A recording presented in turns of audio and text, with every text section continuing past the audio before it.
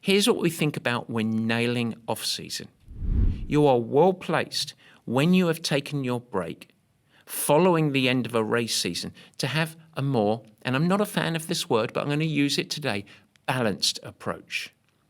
I want you to build a positive foundation produced in the off-season. And then when you do get the little EBGBs, oh, here comes my race in April or May, whenever it is, you are under less pressure to have such an aggressive ramp. So in a little investment now, with a little bit of structure, you then have an opportunity to not ramp up as much. You just turn it up a little bit. And you are much better equipped to actually integrate that training into life. And the yield of that, just as I talked about as the outcome, is better consistency. Because you have a little investment now, and then you dial it up. So let me give you some numbers.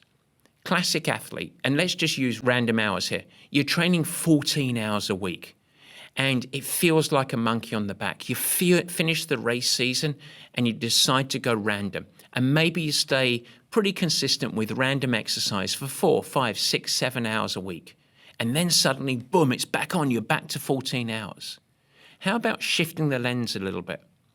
And maybe doing an off-season where you do 6, 7, 8 hours of really structured exercise, and you've got capacity to grow. And then when race season starts to come up, you turn it up and dial it up, and you move to 9, 10, 11, 12 hours, less training hours than you typically have, but you dial up effectively. Then you're accumulating months and months and months, and it's going to yield a better integration and also probably better results.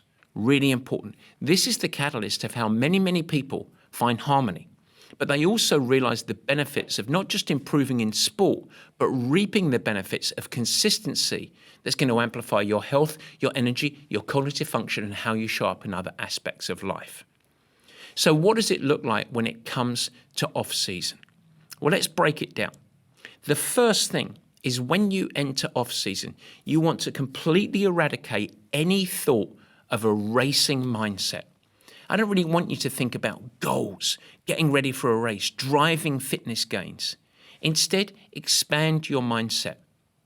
My mantra for off-season is always this. This is my opportunity as a coach to build the athlete in very global lens. Then, once I've gone through and built athleticism, then as we go into the subsequent blocks of training, I can build the triathlete, or insert the runner, the cyclist, the rower, whatever sport you focus on. So off-season is an opportunity to build the athlete.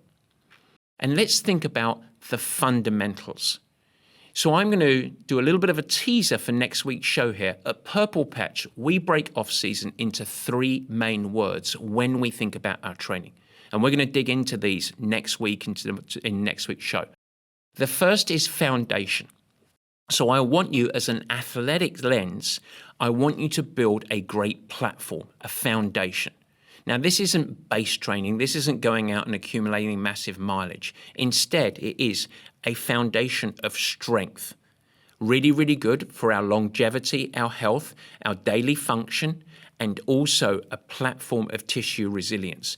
So a foundation of strength, that's number 1. Number 2, I want you to develop tissue resilience, your tendons, muscles, and ligaments getting primed that when I do throttle up the training, the body is able to absorb and adapt to any hard running, riding, or swimming that I'm going to ask you to do. So that's a real physiological component. In off-season, I also, for an endurance athlete that does longer distance, I'm going to include a foundation of higher functional capacity.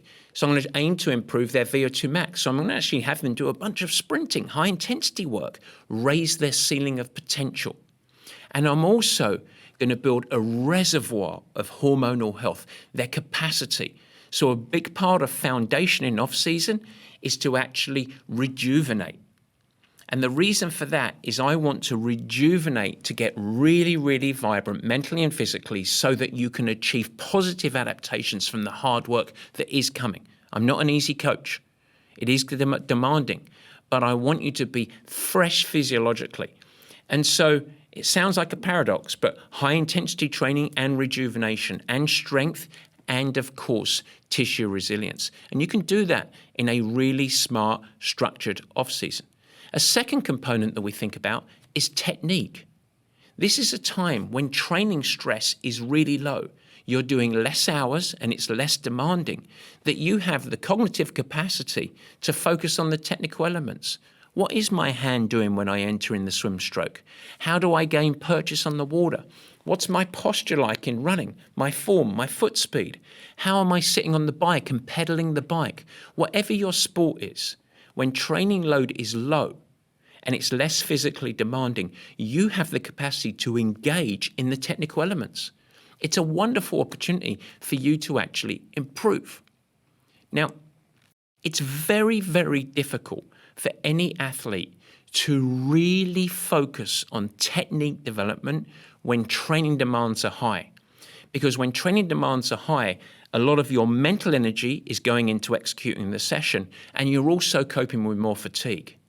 When training demands are lower, you are fresher, you're more vibrant, and you can actually nail down technical improvements from which then, as we start to dial up the training load, you face the battle to keep those really sticky technical developments a part of how you do things.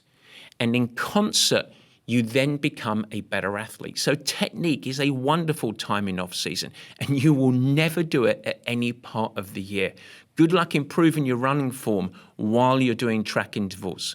Just a thing that you might keep in mind. And then finally, skills. That's the third word.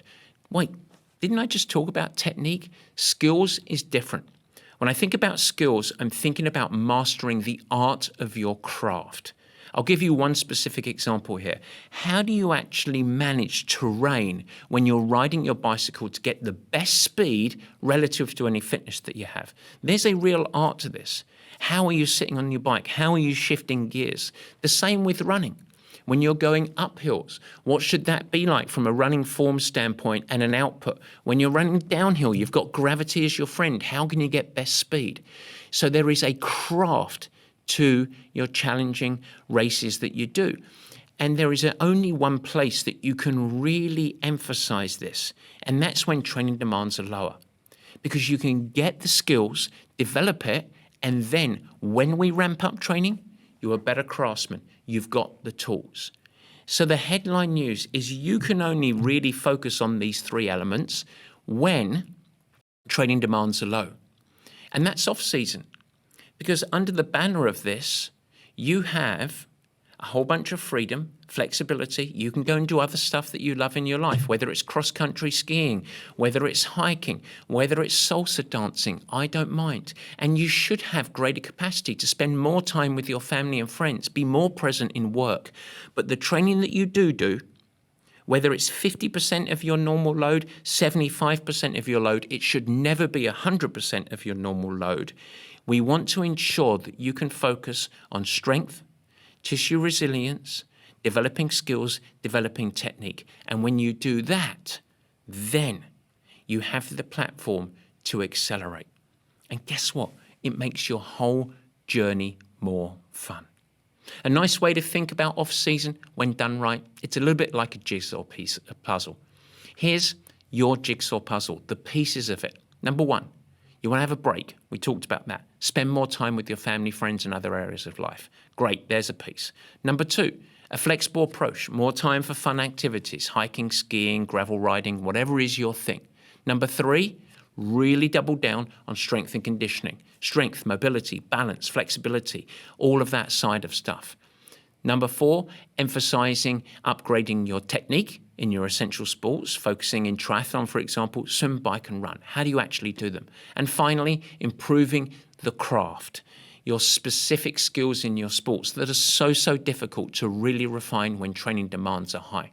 And when you do that, and you do just enough training to produce baseline fitness and healthy tissue resilience, then you should enter the next phase of season fresh mentally, excited, but physiologically ready. And when you do that, you accelerate. The great news about off-season is it's not overly complicated to fit all of those pieces of the jigsaw puzzle together to fit seamlessly. And it should leave you with something. capacity. You should not be committed in terms of hours or effort as you are at the height of season. You should feel like you've got room to grow. You should feel like you have time left over, no matter how time-starved you are. As I talked about, if your typical limit of training is 12 hours, do 6, 7, 8, 10 hours at most. If your training hours that you typically have are 25 hours, then just hold on to 15, 16, 18, but give yourself growth opportunity. What does success look like? Well, I tell you what, I might not be able to see it, but I can certainly smell it. What success smells like is that you shouldn't feel time challenges from your commitment to this sport. Friends and family should hardly notice your commitment, and it shouldn't take a huge mental toll. Done right, it will rejuvenate you. And it will. And here's my promise. If you commit with me to a proper off-season under the banner that we do, it's going to leave you more confident, more excited about your race goals. It's going to prevent burnout. It's going to dissolve any plateaus that you have to navigate, and it's going to set you up for success. And I want you to let that soak in. Don't quit on yourself on this one. Invest in yourself instead. Now, next week, I'm going to get really detailed. I'm going to go in and I'm going to break down part 2, everything we do at Purple Patch. And my mission for this is to pull back the curtain a little bit and say, hey, this is how we achieve these pieces of the jigsaw. And hopefully you can draw on that and apply it to your own sporting journey. I hope that helps. Off season, it is one of the most challenging parts of the season to coach. It is also my very favorite part of the season. Alrighty, and for you guys that are still racing, keep charging, keep having fun. Don't worry, off season will be there waiting for you. Don't panic, we'll take care of you. All right, guys, have a good time. We'll see you next week. Take care.